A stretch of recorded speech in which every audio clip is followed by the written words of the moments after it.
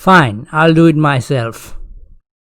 The harsh reality of the startup climate is that when you are just starting out with only an idea for your business and you have no previous successful startups, it is not very much likely that a lot of investors are going to want to invest in your idea.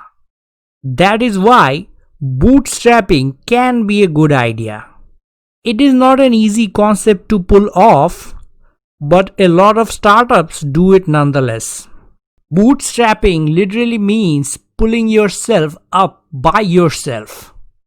People use this term outside of business sector as well. It is simply a metaphor for being successful without any help from others. Let's be real for a second here. It is a way of starting your business that is only in the pre-seed stage, nothing else. If your business survives in this stage, you are going to have to need other sources of financing. That is, if your business survives. If you have been following my series of startup investments, you already know that a lot of businesses fail at the pre-seed stage. And after surviving this stage, you have to look for other sources of investment like angel investors, venture capitals, initial public offerings, and everything else. But bootstrapping is a good way of starting a business.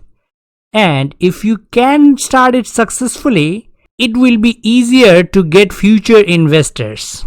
So, bootstrapping means you start your business with the money you have already saved. Let's face it, the money you have saved for bootstrapping is not going to be a lot. You have to make do with whatever you have. But the upside of that can be that you can do whatever you envisioned for your company. No one from the outside is going to try to influence the way you are running the business. And since it is your own money invested in the business, there is a probability that you are going to work hard for your business to succeed. I said there is a probability. That is because there is no outside pressure for your business to perform in a certain way.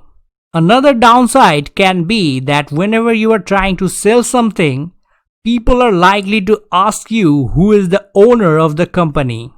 You have to say that it is you. Let's face it.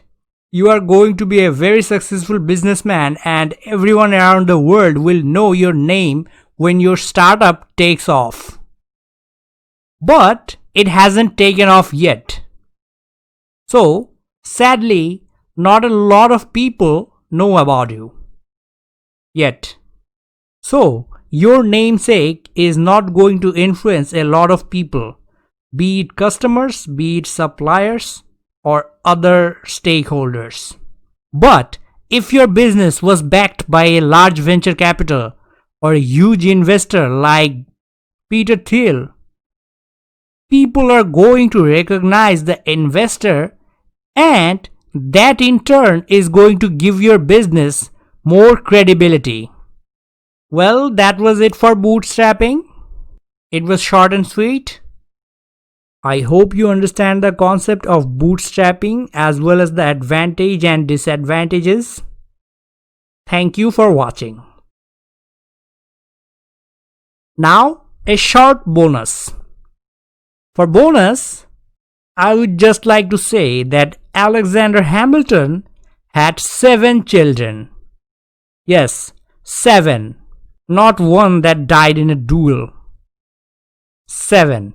Why is this simple yet seemingly obscure fact a bonus in my video?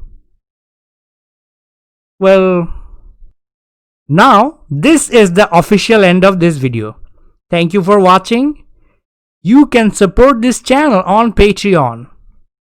You don't have to if you don't want to. You also have the option to like, share, subscribe, and comment. And lastly, I hope you learned something new today.